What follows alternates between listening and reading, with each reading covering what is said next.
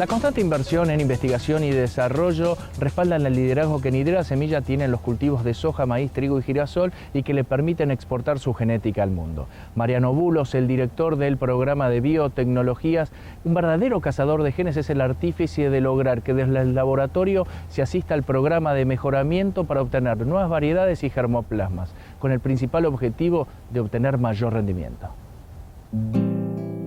El laboratorio de biotecnología es la célula madre a partir de la cual los semilleros diseñan sus variedades e híbridos pensando en las necesidades de sus clientes. Mariano Bulos describe cómo trabajan en Nidera para potenciar el desarrollo de nuevas semillas. El laboratorio de biotecnología ya hace casi 20 años que está en marcha, en funcionamiento.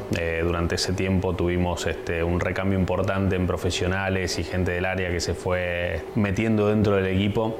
Hoy en día el equipo está formado por 5 profesionales, donde tenemos una mezcla de orígenes, biólogos, biotecnólogos, muchos de ellos formados en Argentina, otros en el exterior.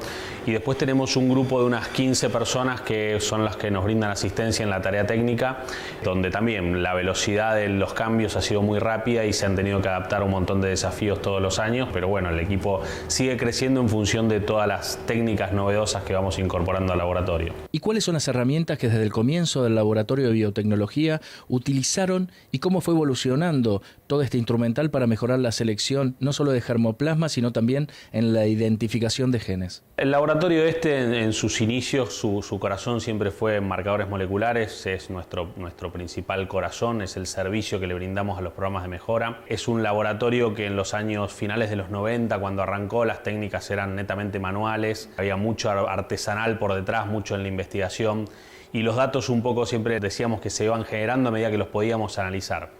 Hoy tenemos una plataforma que está en el estado del arte de cualquier laboratorio del mundo. Es una plataforma de punta, creo que en Argentina no hay otra plataforma como esta con esa capacidad de proceso. Tenemos una capacidad de generar datos de arriba de 100.000 datos por semana para el programa de mejoramiento.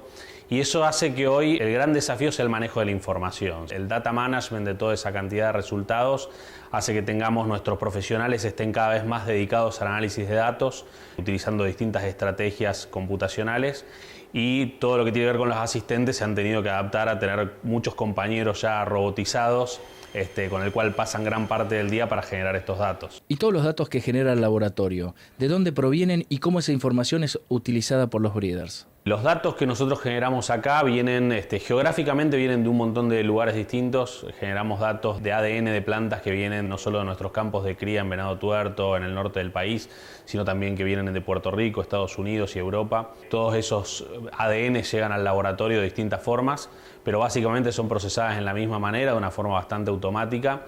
Son corridos en los equipos que tenemos en el laboratorio e interpretados por los profesionales. Y ese juego de datos es el que finalmente llega al mejorador para que a campo pueda hacer selecciones, sobre todo en caracteres que el mejorador no tiene posibilidad de observar de manera visual y rápida, que tiene que ver con contenidos de aceites, con resistencias a enfermedades que muchas veces no aparecen a campo en el año de evaluación, pero que después van a ser un patógeno complicado durante la época productiva. Y entonces asistimos al mejorador en esos puntos, ¿no? Hoy por hoy, más o menos en un cultivo como es soja, se asisten en unos 10 genes, 15 genes de importancia para el cultivo.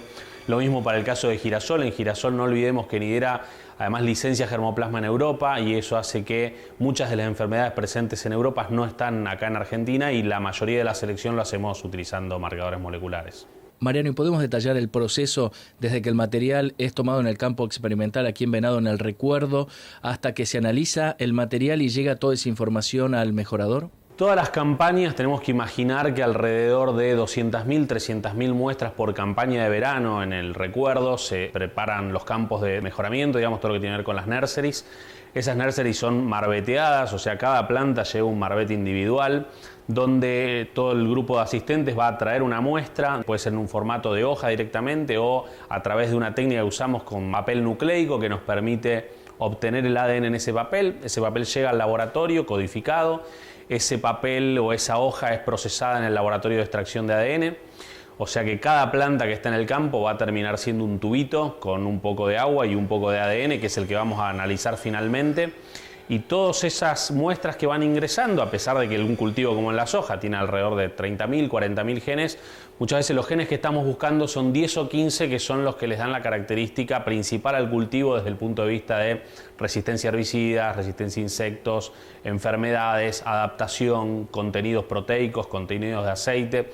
Y esos son los caracteres que nosotros todos los años vemos a través de nuestra plataforma de análisis y informamos al mejorador para que finalmente pueda solamente cosechar aquella planta que reúne los requisitos esperados.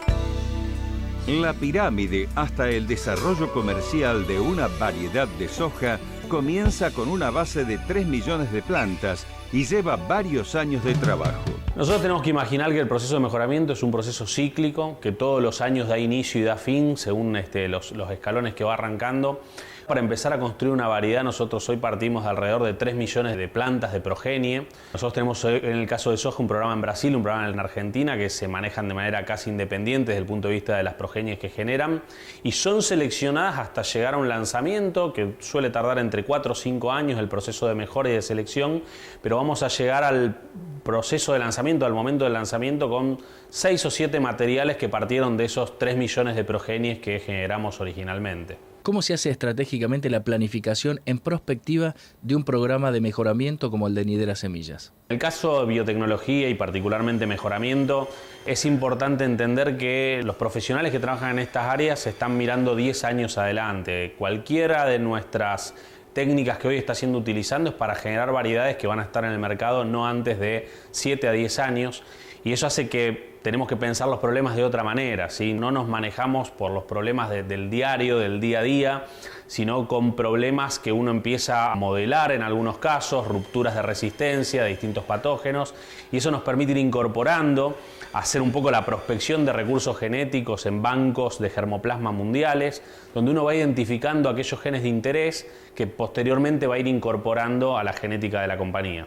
¿Y cómo es la técnica de introgresión y apilamiento de genes en un cultivo y cuán importante es el lugar donde se ubica este conglomerado de eventos? A diferencia de lo que mucha gente todavía cree, digamos, los transgénicos son una parte importante de los cultivos, pero parte de nuestro trabajo consiste en apilar o poner juntos un montón de genes que ya vienen en el cultivo, que son originarios de la soja, digamos, que no tiene que ver con un evento de transgénesis.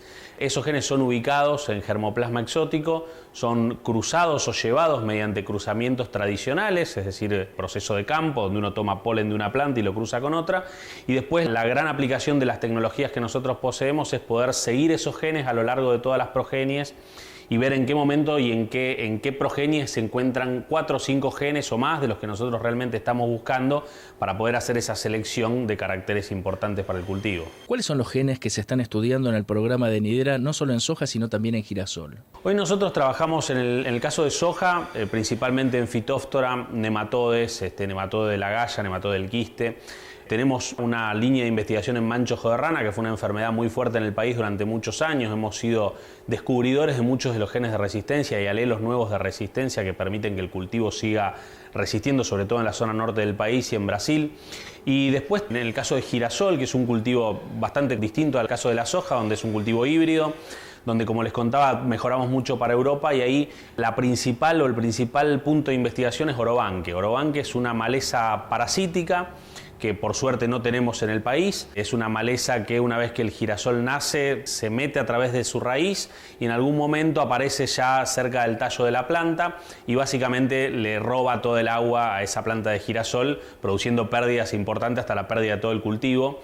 Es una especie patogénica que cambia continuamente, sufre mutaciones continuas, genera gran cantidad de semilla y eso hace que su evolución es mucho más rápida que la que puede el mejoramiento tradicional poder hacer para mejorar y para poder resistir ese orobanque, esa maleza. Por eso es que nosotros utilizamos técnicas de apilamiento molecular, utilizando genes distintos que vienen desde girasoles silvestres o girasoles convencionales y vamos siguiendo a través de todo el desarrollo de progenies desde Argentina y haciendo las evaluaciones en países como Rumania, Turquía, España, donde la maleza realmente es un problema para el cultivo.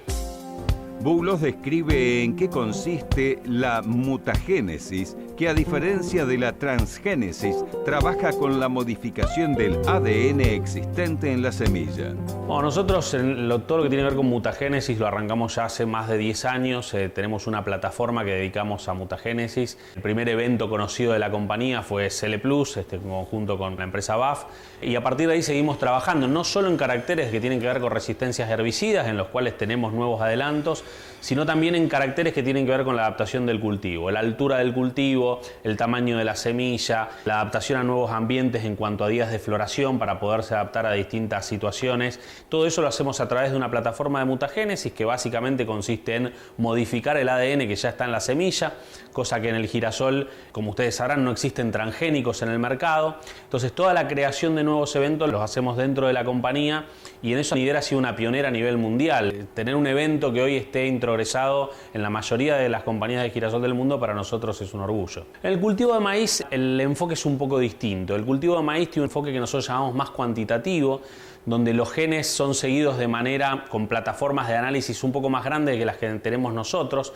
En el caso del maíz hacemos mucho análisis interno de datos junto con el programa de maíz, pero el programa de maíz, todas las variedades nuevas, los híbridos nuevos que han visto en el mercado, se refleja un poco el uso de estas nuevas tecnologías para lograr los altos rendimientos que hoy se están pudiendo observar en materiales comerciales de última generación. Cuando trajo a Argentina la genética francesa de trigos baguette, uno de los desafíos de Nidera fue adaptar esas variedades a las necesidades del cultivo y la industria locales, combinando rendimiento, calidad panadera y resistencia a enfermedades autóctonas. El caso de Baguette fue otro de los casos históricos para la compañía, a partir de trigos de muy alto rendimiento, trigos de origen francés, germoplasma francés, que realmente tenía un potencial de rinde muy alto.